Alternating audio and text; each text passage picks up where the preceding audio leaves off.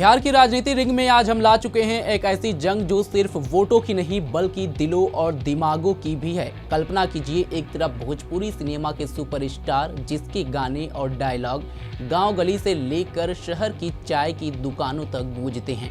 दूसरी तरफ एक ऐसा किला जो सालों से भाजपा का अवैध दुर्ग बना हुआ है। हम बात कर रहे हैं छपरा विधानसभा सीट की, जहां आरजेडी के खेसारी लाल यादव ने दांव पर लगा दी है अपनी स्टारडम की चमक।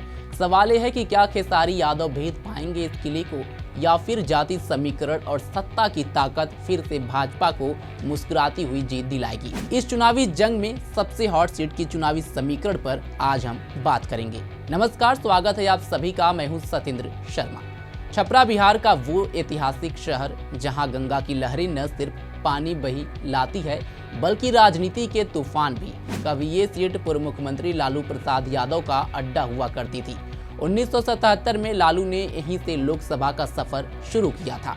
90 के दशक में राजद ने इसे अपना मजबूत किला बना लिया। उदित राय जैसे नेताओं ने 3 बार यहाँ तिरंगा फहराया, लेकिन 2005 में जदयू के राम प्रवेश राय ने पहली सेंध लगाई। फिर 2010 में शुरू हुई भाजपा की सुनहरी सिलसिला। जनार्दन सिंह सिग्रीवाल और पिछले 2 चुनाव में डॉक्टर सीएन गुप्ता ने लगातार जीत हासिल की। 2020 में तो गुप्ता जी ने राजद और 6000 से ज्यादा वोटों से धूल चटा दी।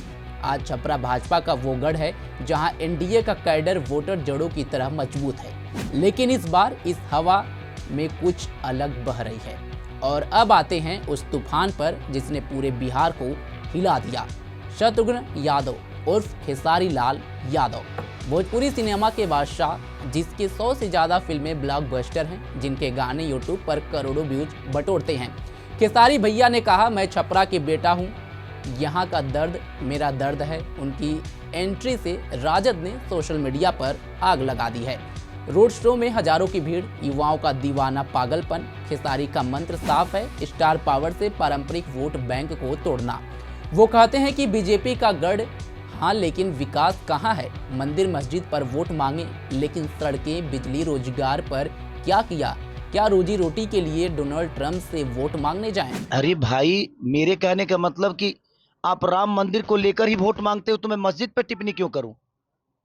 मेरे कहने का मतलब कि राम मंदिर बनाना जरूरी है, बट क्या अस्पताल बनाना जरूरी नहीं है? हाँ, रोजी रोजगार जरूरी नहीं है, शिक्षा जरूरी नहीं है। रोजी रोजगार के लिए ट्रंप को वोट करने जाएंगे हम कि आप ही को करेंगे? आप ही को किए हैं। मैं ये कह रहा हूं कि आप बनाइए, दुनिया में सारे हर जगह मंदिर बना दीजिए, लेकिन मंदिर से हमारे बच्चों का भविष्य तय हो जाएगा? मंदिर से अगर हमारे बच्चों का भविष्य तय होता है तो मैं चाहता हूं कि आप 200 मंदिर बिहार में बना डालिए और आप एक बच्चे का भविष्य तय करके बता दीजिए और दिखा दीजिए कि आपने कितने बच्चों का भविष्य उस मंदिर से किया है। मुझे कोई दुख नहीं है और ना ही मुझे कोई तकलीफ है। मैं कह रहा हूं, अब बनाओ। भगवान दिल में होता है, श्रद्धा में होता है, मंदिर में सिर्फ एक मूर्ति होती है। तो इसलिए मैं कह रहा हूं कि आप सब कुछ बनाओ, सिर्फ मंदिर क्यों बनाओगे? सनातन कहने से इंसान नहीं होता है। खेसारी की राह आसान नहीं है। पहली बार मैदान में उतर रहे हैं, लेकिन उनकी अपील सिर्फ यादव तक सीमित नहीं है। ग्रामीण इलाकों में उनकी फैन फॉलोइंग, शहरी युवाओं में सेल्फी कल्चर, ये सब राजद के लिए गेम चेंजर साबित हो सकता है। अब एक नज़र डालते हैं इस जंग के असली हथियार पर, जाति समीकरण। बिहार में जाति समीकरण का बोलबाला है, ऐसे में छपरा में जाति समीकरण क्या है उस पर भी एक नज़र डालते हैं।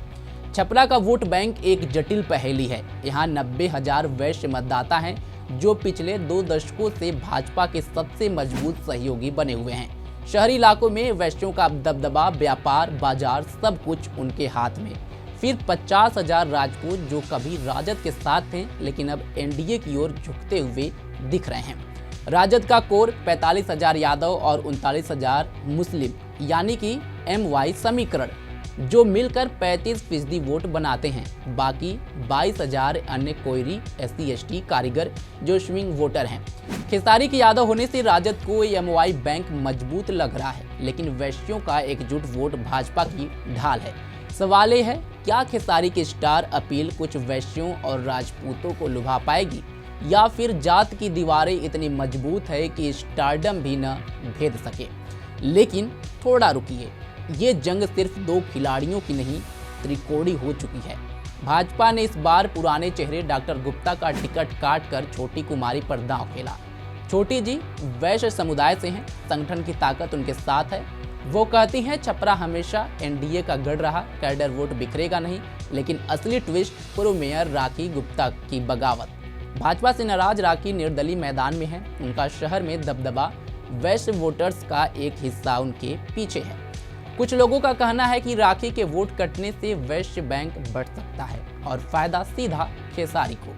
2024 के लोकसभा चुनाव में यहां राजीव प्रताप रूडी ने लालू की बेटी रोहिणी आचार्य को हराया था, लेकिन विधानसभा में ये त्रिकोण सब बदल सकता है।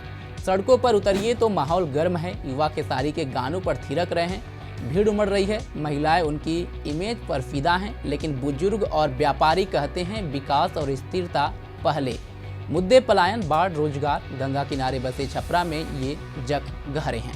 खेसारी वादा करते हैं विधायक बना तो सबसे पहले पलायन रोकूंगा। करोड़ों बर्बाद हो रहे हैं। भाजपा चिल्लाती है एनडीए का शासन, विकास की गारंटी। और राखी स्थानीय मुद्दों पर फोकस। छपरा की अग्नि परीक्षा अब अंतिम चरण में है।